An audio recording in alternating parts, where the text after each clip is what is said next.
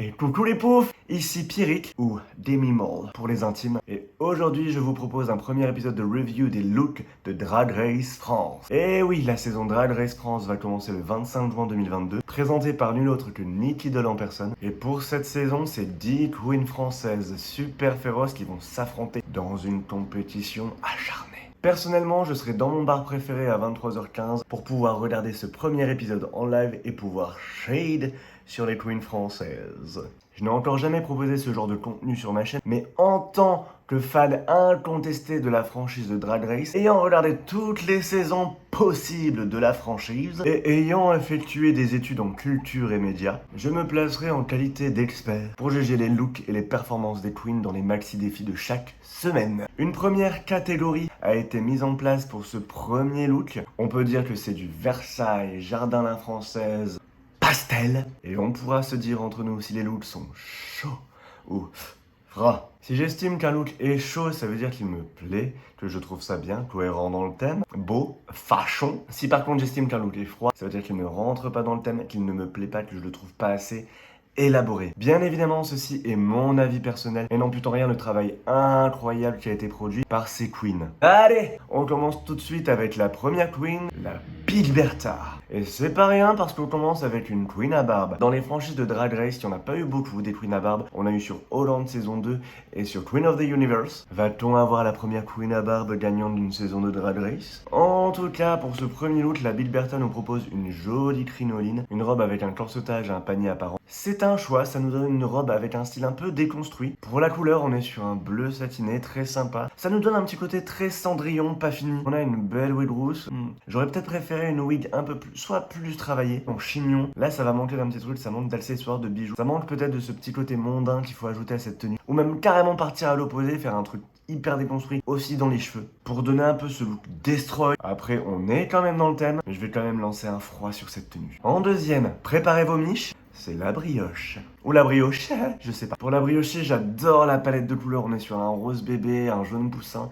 Des couleurs qui vont super bien ensemble et qui se marient super bien avec ce thème. On a un petit look pareil en fait, mais elle me fait surtout penser à la mère de Pénélope dans les chroniques de Bridgerton. J'adore dire ce mot, Bridgerton. J'adore le travail sur la wig, j'adore le make-up. Je ne sais pas si c'est son make-up, si c'est un make-up récurrent qu'elle fait ou si c'est un make-up qu'elle a adapté exceptionnellement pour ce thème. Mais en tout cas, j'adore l'énergie que ça prend. C'est très drag et ça reste très français. J'adore le travail effectué sur la wig avec le petit filet. Et je le vois pas d'ici, mais j'imagine qu'il y a encore plus de détails sur les manches et sur les froufrous. Sans hésiter, ce look est chaud pour moi. Troisième queen, on passe à Ellipse. On est sur un choix audacieux, du vert. Et les habitués de la franchise savent que le vert est une couleur proscrite par notre dieu à tous Michel Visage. Mais on peut pas lui reprocher que ce vert pistache lui va superbement bien. On est sur une tenue incroyable avec des super épaulettes. On est sur une petite tenue en simili qui lui va super bien. Est-ce que c'est un cavalier moderne revisité pistache? Je ne sais pas, mais ce qui est sûr, c'est que la tenue est magnifique. Je mets quand même un petit bémol sur la wig, un peu plate et peut-être pas assez colorée pour apporter à la tenue. Mais je mets quand même un gros plus sur les boucles d'oreilles. C'est un superbe accessoire qu'elle arrive super bien à mettre en avant dans cette tenue. Ellipse, pour moi aujourd'hui, tu me donnes chaud. Quatrième look, la grande dame. C'est peut-être le look que j'ai le moins bien compris. Je suis animateur en colonie de vacances et ce look il me fait penser aux perles de Pixel Art. J'ai l'impression qu'on a ramassé toutes les perles qu'on avait trouvées par terre après une longue après-midi de canicule et qu'on les avait collées et foutues sur une robe. Je vous le dis tout de suite, pour moi ce look est un froid glacial. Je m'attendais à un truc peut-être un peu plus élégant de la part de la grande dame. C'est une queen que je suis depuis un petit moment sur les réseaux sociaux. Elle est quand même capable de proposer des looks super fashion et élevés sur son Instagram. J'espère que c'est pas uniquement une social media queen et qu'elle va être capable quand même de proposer des choses assez pertinentes dans les challenges et dans les tenues. Bon, après, hormis la tenue, le make-up, la wig, ça reste parfait et polish as fuck. C'est un froid pour le moment, mais j'ai hâte de voir les autres tenues qu'elle va nous proposer. Cinquième look, c'est Kahina. J'adore ce look. On est peut-être sur mon look préféré pour le moment. Kahina, sans être une queen que je connais, j'ai l'impression qu'elle me raconte déjà un peu son histoire avec ce look. On a ses cornes avec le bout des cornes qui est assorti à la couleur de la tenue. Le souci du détail est vraiment là. On a du mouvement dans la wig. On a un petit côté matador, un peu campy. Elle nous donne peut-être déjà des indices sur ses origines. J'aime beaucoup aussi les gants, les détails sur les gants, cette couleur pistache qui revient. Le make-up est peut-être un peu sévère, mais elle est resplendissante. Pour moi, c'est sans hésiter un chaud bouillant. Ensuite, on passe à Cam Hug. Et ça, c'est une bonne manière d'aborder le bleu. Déjà, on va poser un instant pour regarder son make-up. Cette queen est polish comme jamais. Son make-up, il fait peut-être un peu penser à Envy Peru ou Ariel Versace. Il y en a une qui a gagné sa saison et une qui est quand même reconnue dans le monde pour ses wigs, son make-up et ses tenues.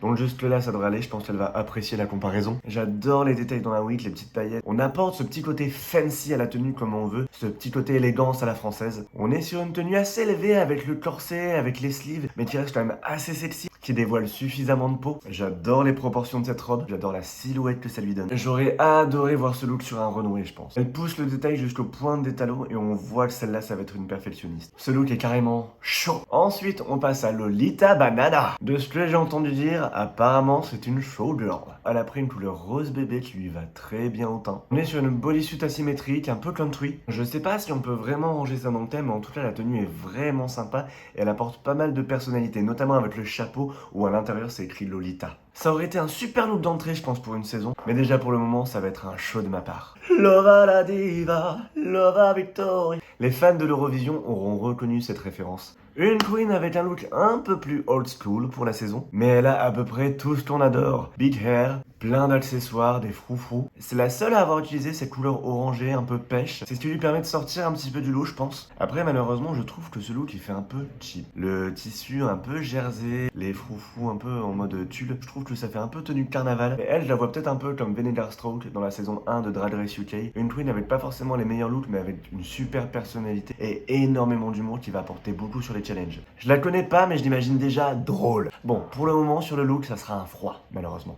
Elle ressemble à une grosse pêche bien juteuse. Et naviguant sur les flots, voici Paloma. J'adore ce look. Si le film Pirates des Caraïbes avait été fait avec des drag queens, ce serait un personnage principal. J'adore la couleur, même si ce violine c'est la couleur de la Twingo de ma belle-sœur. Mais cette tenue avec ce motif un peu marbré, j'adore. J'adore ce look, j'adore ce make-up. On a une queen déjà qui s'identifie super facilement avec un look campy. C'est simple, j'adore, on part sur un show tout de suite. La dernière, mais pas des moindres, Soa de Muse. Déjà, on apprécie la pose. Cette queen a un charisme dans la photographie qui est quand même super dingue. On dirait un personnage sorti d'un animé. Et je pense que c'est un look que RuPaul aurait adoré. On est sur un look qui présente des éléments de black culture et ça on sait que RuPaul adore. J'adore ce bleu sur elle, ça lui va super bien, j'adore les cheveux. Elle a un visage qui parle et qui dit clairement no bitch. J'adore ce top portefeuille et ce pantalon mamama. Et même si ça rentre pas dans le thème, celle-ci on lui donne un show. Et matez-moi ses abdos, on pourrait y faire cuire des steaks. Elle aussi, j'ai hâte de la voir sur un runway. J'ai hâte de savoir quel est votre look préféré à vous. N'hésitez pas à le mettre tout de suite dans les commentaires. Mettez un pouce bleu et abonnez-vous si vous voulez voir les prochaines reviews d'épisodes